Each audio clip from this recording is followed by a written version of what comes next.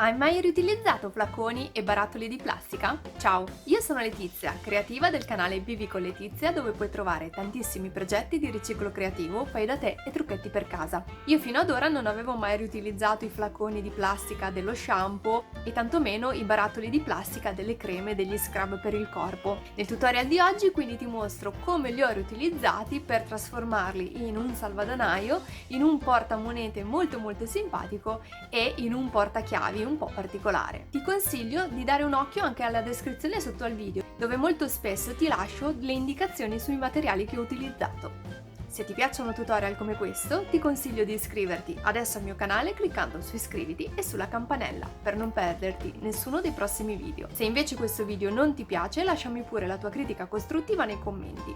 Ora passiamo al tutorial. Continua a guardare!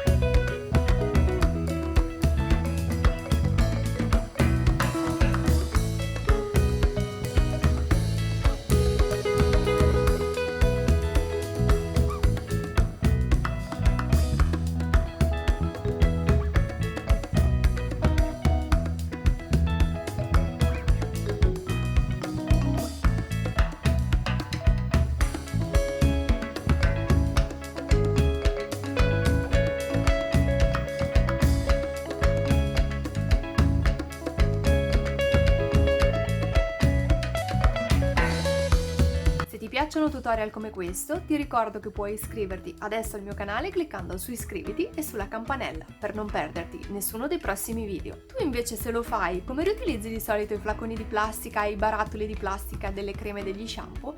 Fammelo sapere nei commenti. E se questo video ti è piaciuto potresti lasciarmi il tuo like e poi condividerlo sui social. Io ti ringrazio fin da ora. Noi ci vediamo alla prossima. Ciao!